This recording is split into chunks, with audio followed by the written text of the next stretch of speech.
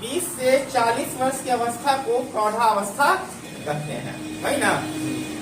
प्रौढ़ावस्था का काल कब से कब तक? 20 से 40 वर्ष की अवस्था को प्रौढ़ावस्था कहते हैं। प्रौढ़ावस्था कर्तव्यों तथा उत्तरदायित्व निर्वाह की अवस्था है, जिसमें व्यक्ति अपने जीवन के लक्ष्यों को पाने का प्रयास करता है। यह अवस्था पारिवारिक जीवन में प्रवेश करने की अवस्था है तथा इस अवस्था में व्यक्ति पारिवारिक दायित्वों की पूर्ति के लिए महत्वपूर्ण निर्णय लेता है। आप देखो, प्रौढ़ावस्था लड़की का एज था, शादी का कब से कब तक एज रहता है? 18 साल।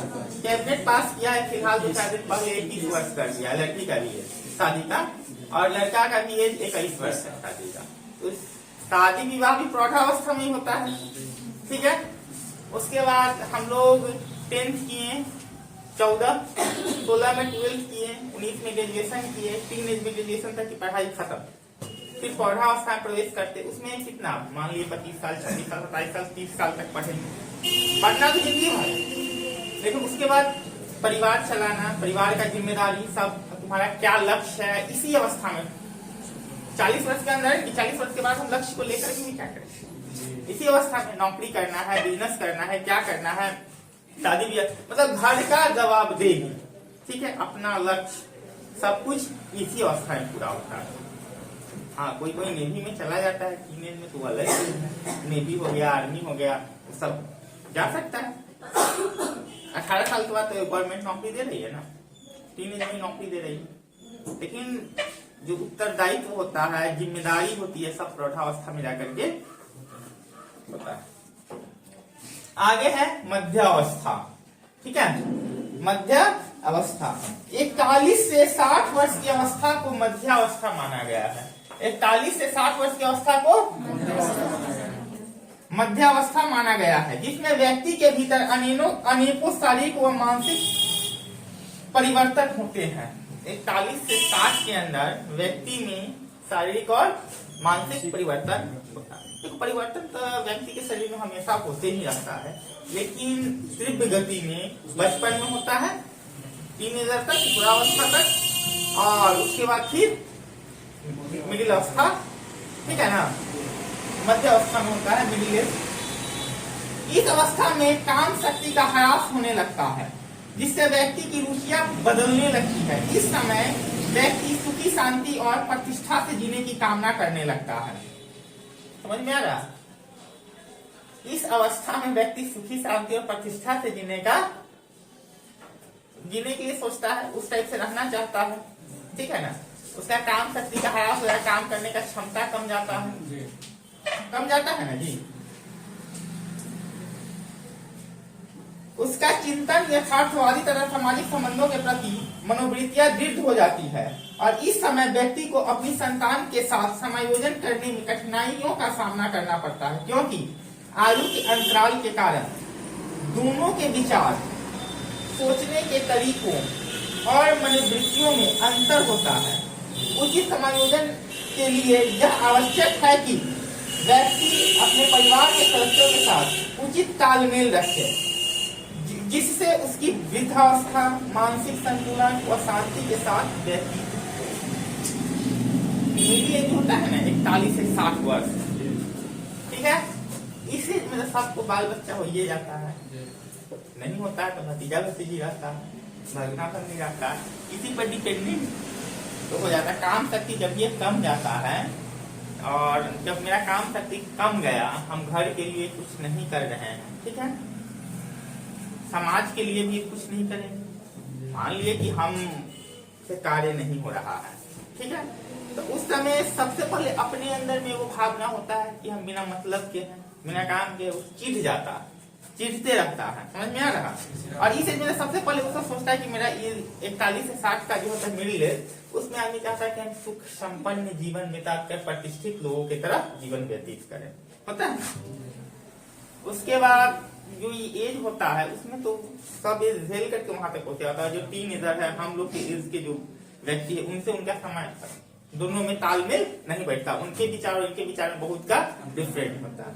अब देखो जमाना भी बढ़ रहा है, अपने हिसाब से चल रहा है, टेक्नोलॉजी का विकास दिनों दिन हो रहा है, जमाना बदल रहा है। और हम इस एज में जहाँ पे हैं, ठीक है, यही सोच अगर आज से 40 साल बाद भी रखे तो तालमेल बैठाने में दिक्कत होगा नहीं होगा। समय के साथ कदम मिला के चले, परेशानी नहीं होगी। बहुत से लोग हैं, देखोगे गांव में अभी बहुत से बुजुर्ग व्यक्ति हैं जो एंड्रॉइड सेट रखते और चलाते भी हैं, और बहुत से लोग जो है कहते ना हमसे नहीं चलेगा, कोशिश तक नहीं करते। बहुत से लोग हैं 60 वर्ष का हो गए, उसके बाद कंप्यूटर आया, मतलब ज्यादा प्रचलन हुआ, कंप्यूटर तो बहुत पहले आया, प्रचलन हुआ, और बहुत से लोग 60 वर्ष की एज में ही कंप्यूटर चलाए और चलाते हैं। बहुत से लोग कहते हमसे नहीं होगा, सीधे हाथ खड़ा। नहीं तो हम लोग मिडिल एज के बारे में पढ़ रहे हैं, उस समय अपना संतान से होता है तालमेल बैठाने में दिक्कत होती रहती है, समझे। तो संतान को चाहिए कि उनका जो विचार है उसका सम्मान करते हुए, ठीक है, सम्मान करते हुए और शांति से, सुखी शांति से उसका जीवन व्यतीत परिवार के ऊपर डिपेंड करता है, मिडिल एज है। उसके बाद जिंदगी जीवन, जब बच्चा जब जन्म लेता है ना, गर्भाकालीन अवस्था से जब बाहर आता है, कौन कैसा अवस्था में ना, जब उस अवस्था से लेकर के अंतिम स्टेज है, अंतिम अवस्था है वृद्धावस्था, ओल्ड एज। इसके बाद भी कोई अवस्था होता है कोई अवस्था, ओल्ड एज आता है। जीवन की अंतिम अवस्था वृद्धावस्था, जीवन की अंतिम अवस्था कब से कब तक होगा बताओ? 60 से लेकर 100 तक। आपको 101 साल जीवित रह गया, कौन एक होगा? जीवन की अंतिम अवस्था वृद्धावस्था है, जो 60 वर्ष से प्रारंभ होकर जीवन के अंतिम समय तक मानी जाती है। यह अवस्था ह्रास की अवस्था है, यह अवस्था ह्रास की अवस्था होती है। इस अवस्था में शारीरिक और मानसिक क्षमताओं का ह्रास होने लगता है। शारीरिक क्षमता में कमी के कारण शरीर की क्रियाशीलता कम हो जाती है। इस अवस्था में मानसिक परिवर्तन भी तीव्र गति से होते हैं। व्यक्ति की रुचियों, मनोवृत्तियों व आदतों में परिवर्तन हो जाता है तथा स्मरण शक्ति कम हो जाती है, याददाश्त भी कम हो जाता है 60 के बाद, ठीक है ना। इन अनेक कारणों से वृद्ध व्यक्तियों की समायोजन समस्या प्रबल हो जाती है, क्योंकि यह अवस्था व्यवसायिक जीवन से अवकाश की अवस्था होता है। व्यवसायिक जीवन मतलब कॉमर्शियल जीवन, पैसा वैसा इस अवस्था में आएंगे 60 के बाद, समझना। सरकार भी रिटायर कर देती 60 के बाद। अवकाश छुट्टी की अवस्था है कॉमर्शियल जीवन से, जीवन से अवकाश की अवस्था होती है। अतः वृद्ध व्यक्तियों की यह अवस्था अवधारणा बन जाती है, वृद्ध व्यक्तियों की यह अवधारणा बन जाती है कि वह अब परिवार व समाज को उनकी आवश्यकता नहीं है।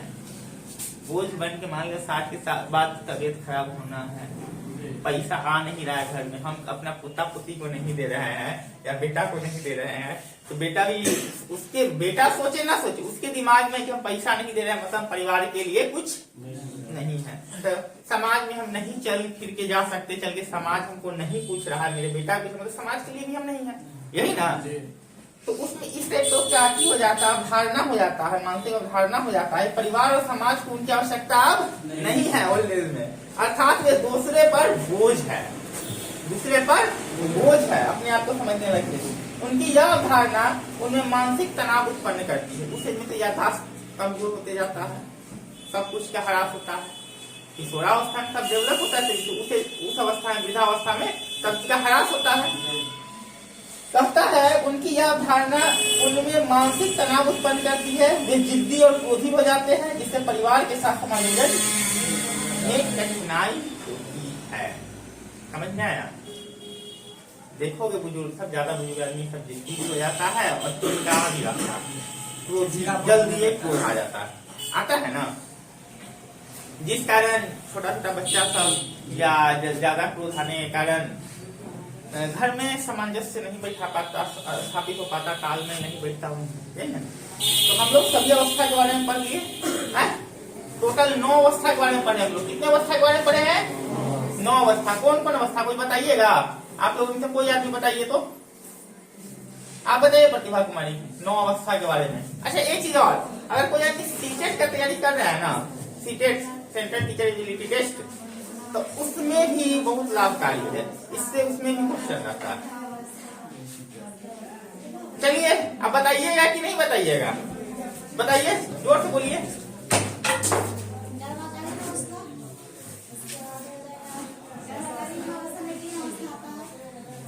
सिर्फ अवस्था बताइए, तीन अवस्था छोड़िए।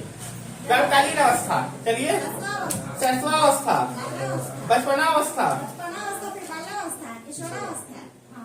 हाँ, बाल्यावस्था, उसके बाद किशोरावस्था, वयस्क संधिवस्था, उसके बाद किशोरावस्था, तब प्रौढ़ावस्था, उसके बाद मध्यावस्था, उसके बाद वृद्धावस्था। अब मेरा 9 अवस्था, मेरा नहीं, तुम लोगों का खत्म। ओके।